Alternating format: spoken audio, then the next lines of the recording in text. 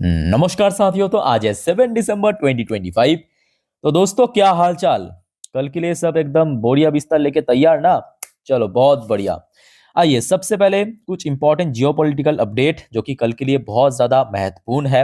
देखिए, ये खबर है आज शाम की। ये देखिए, 7 दिसंबर 7:30 बजे की खबर। European Union team to meet Piyush Goyal tomorrow, मतलब कल 8 तारीख को ऑन एफटीए। अब देखिए, पहले उसके पीछे का क्या एजेंडा है वो भी आपको मैं समझाऊंगा, ध्यान से समझना। The visiting European union EU team will hold discussion with commerce and industry minister Piyush Goyal on Monday on the progress and negotiation on the proposed free trade agreement and official set. तो ये दोस्तों कोई मतलब अनऑफिशियल या कोई third party ऐसा कुछ news नहीं है, एकदम क्लियरली ऑफिशियल की तरफ से अपडेट आया है। उसके साथ साथ ये देखिए, नेक्स्ट जो आर्टिकल कहा, the meeting is important as both side the eager to conclude the negotiation as early as possible. दोस्तों, आपको ये नहीं लगता कि मतलब सडनली पिछले 1 डेढ़ हफ्तों में मतलब इतना ज्यादा क्या जल्दबाजी पड़ गया वेस्टर्न कंट्रीज को? अब देखिए, ये तो कल ही आ रहा है। ये जो टीम है यूरोपियन यूनियन की, ये डेलीगेशन टीम, ये तो कल ही आ रहा है 8 तारीख। और उसके बाद पहुंच जाइए आपके 10 तारीख को। 10 तारीख को आपके यूएस की डेलीगेशन आ रहा है। 10 से 12 भारत में रहेंगे। और सुनने को आ रहा है कि इस बार कहीं ना कहीं जो ट्रेड डील साइन होने का बहुत बड़ा चांस है। आपको नहीं लगता कि मतलब काफी ज्यादा वेस्टर्न कंट्रीज जल्दबाजी कर रहा है? तो इसके पीछे दोस्तों मेन कारण है व्लादिमीर पुतिन, जो कुछ दिन पहले भारत में आया, बहुत सारे इंपॉर्टेंट एग्रीमेंट साइन किया। भारत और रशिया के बीच जो बढ़ता हुआ दोस्ती है वो कहीं ना कहीं दोस्तों चुभ रहा है किसको? वेस्टर्न कंट्रीज को। अब जिन सब एग्रीमेंट वगैरह साइन किया ना भारत और रशिया, आई थिंक आप लोगों ने देखा, मैं ऑलरेडी परसों रात 12 बजे की अपडेट में दे चुका हूं।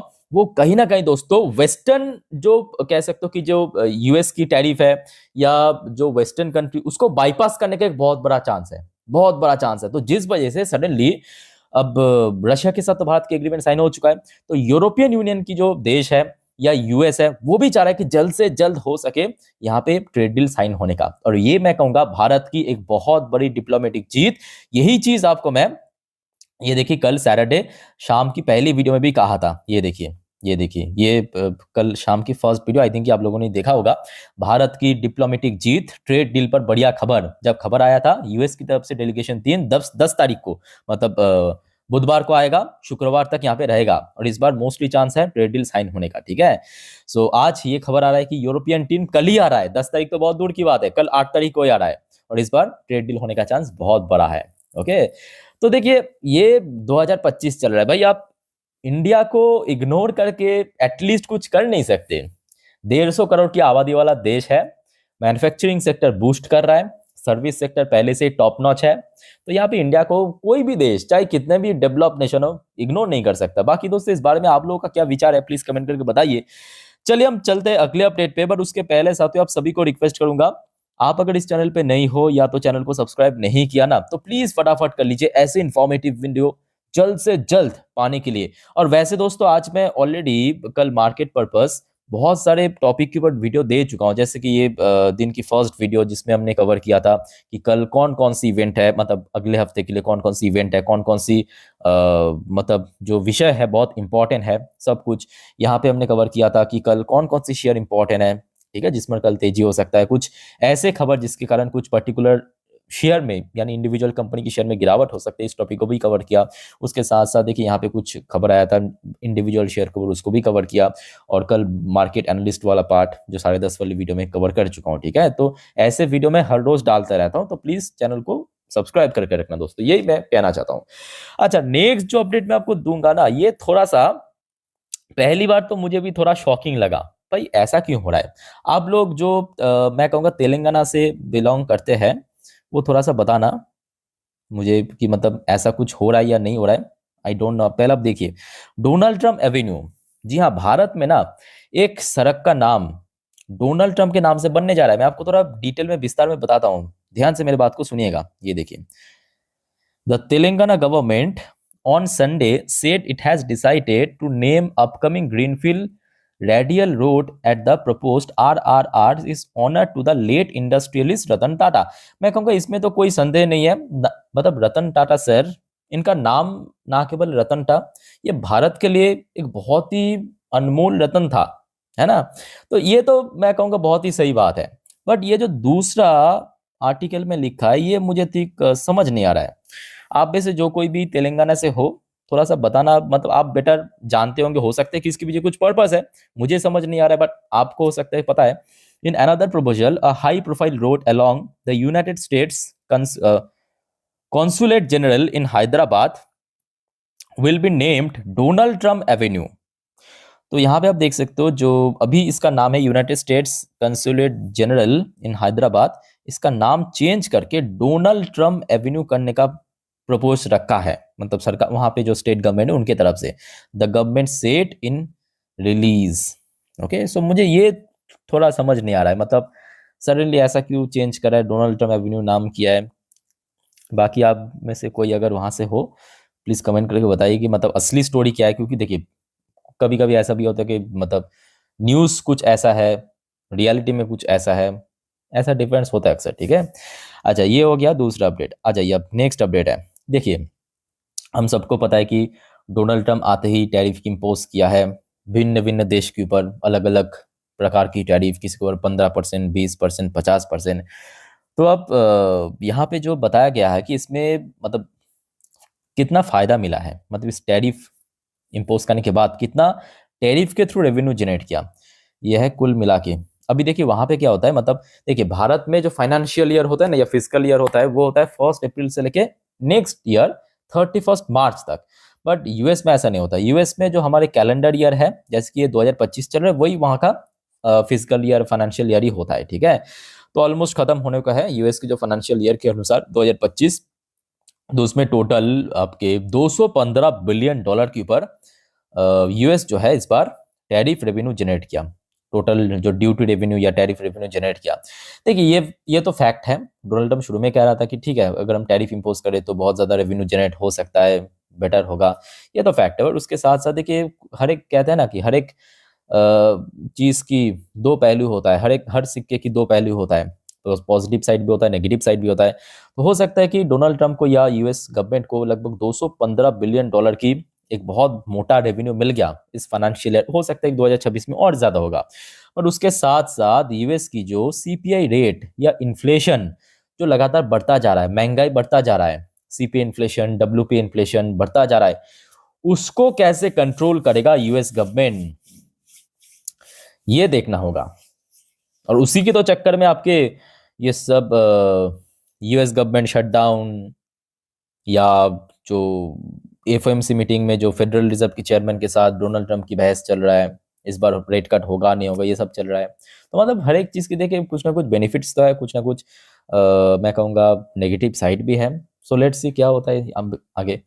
अच्छा, साथ ही साथ देखिए इस बार रशिया की तरफ से भी एक खबर आ रहा है, क्रेमलिन से, new Trump security strategy accord largely with Russia view. तो रिसेंटली देखिए डोनाल्ड ट्रम्प की जो सरकार है ना, वो अपना फॉरेन पॉलिसी में ह्यूज बदलाव किया। एक अपडेट तो आपको मैं ऑलरेडी दे चुका हूं आज दिन की फर्स्ट वीडियो में, कि जो यूएस की जो सिक्योरिटी के हिसाब से देखिए अलग अलग देश को अलग अलग टैग दिया जाता है। तो यूएस की जो सिक्योरिटी काउंसिल के हिसाब से रशिया को इसके पहले जो एक थ्रेट का टैग दिया था, ठीक है, कि मतलब डायरेक्ट थ्रेट के टैग दिया था, उसको चेंज कर दिया। इवन बहुत सारे और भी बदलाव करने के बाद अब रशिया की तरफ से कहा गया कि ये जो डोनाल्ड ट्रम्प की सिक्योरिटी स्ट्रैटेजी है, उसको रशिया बहुत ज़्यादा सपोर्ट कर रहा है।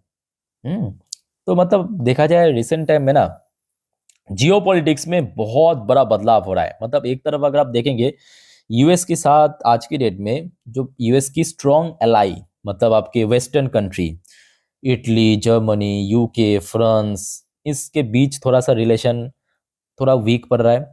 दूसरी तरफ ये जो फॉरेन पॉलिसी में बदलाव होने के कारण जो यूएस के साथ रशिया की फिर से कह सकते हो कि एक टाइप का जो रिलेशनशिप, ये तो नहीं कहूँगा कि बहुत अच्छा हो गया, बट जो खराब स्टेज में पहुंच गया था उससे थोड़ा सा बेटर आप कह सकते हो, ठीक है। तो बहुत सारे बदलाव आपको देखने को मिल रहा है रिसेंटली जियोपॉलिटिक्स में। खैर हमारे अगले अपडेट पे चलते हैं। अगले अपडेट है, ये भी देखिए आज रात की अपडेट है, 10 बज की, ये देखिए 10:54 की अपडेट है।